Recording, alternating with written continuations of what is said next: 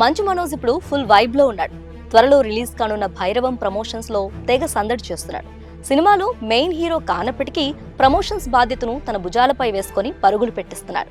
Movie promotions లో మనోజ్ చేస్తున్న కామెంట్లు నెట్టింట వైరల్ అవుతున్నాయి. సినిమా గురించే కాకుండా తన పర్సనల్ విషయాల గురించి చెబుతూ ఆడియన్స్ కు దగ్గరయ్యే ప్రయత్నం చేస్తున్నాడు.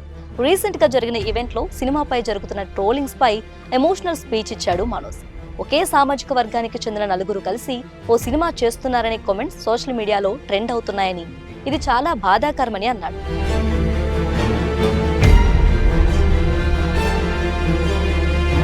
నాంది ఫేమ్ విజయ్ కనకమేడల డైరెక్ట్ చేసిన మరో మూవీ భైరవం. మంచు మనోజ్, బెల్లంకొండ శ్రీనివాస్, నారా రోహిత్ కలిసి నటించిన ఈ మూవీ ఈ నెల 30న గ్రాండ్ రిలీజ్ కి రెడీ అవుతుంది. రాధామోహన్ ఈ సినిమాకు ప్రొడ్యూసర్. అయితే ఒకే సామాజిక వర్గానికి చెందిన హీరోలు, దర్శకుడు, నిర్మాత కలిసి ఈ చిత్రాన్ని చేస్తున్నారంటూ కొందరు సోషల్ మీడియాలో కామెంట్స్ చేస్తుండగా మంచు మనోజ్ దీనికి కౌంటర్ ఇచ్చాడు. సినిమా తమకు అమ్మలాంటిదని, దయచేసి దానికి కులాలు, గోత్రాలు తీసుకురావద్దని రిక్వెస్ట్ చేశాడు. సినిమా ఓ కులానిది కాదని, సినీ కళామ తల్లి కులం, గోత్రం చూడదని చెప్పాడు.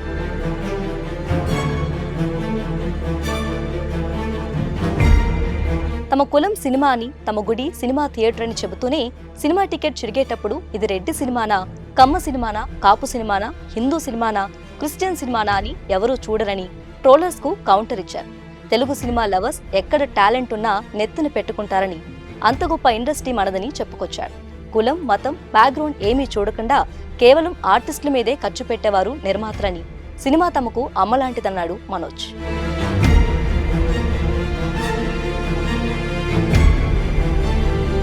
ఇక డైరెక్టర్ విజయ్ కనకమేడలపై జరిగిన ట్రోలింగ్, బాయ్కట్ ట్రెండ్ పైన స్పందించాడు ఈ హీరో. డైరెక్టర్ విజయ్ పని పట్ల అంకితభావం ఉన్న వ్యక్తి అని, 10 మందికి సేవ చేసే మనిషి అని చెప్పాడు.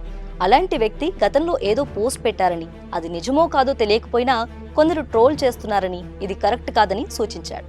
చిరంజీవి, పవన్ కళ్యాణ్లకు వీరాభిమాని అయిన విజయ్ను మెగా ఫ్యాన్స్ విమర్శిస్తుంటే తట్టుకోలేకపోతున్నాడని, దయచేసి సపోర్ట్ ఇవ్వాలని కోరాడు. పోస్ట్ విషయంలో ఎవరైనా ఇబ్బంది పెడితే టీం తరపున అందరికీ సారీ చెప్తున్నానంటూ క్షమాపణ తెలిపాడు. 9 ఏళ్ల గ్యాప్ తర్వాత తాను నటించిన సినిమా అని అందరూ ఆశీర్వదించాలంటూ రిక్వెస్ట్ చేశాడు.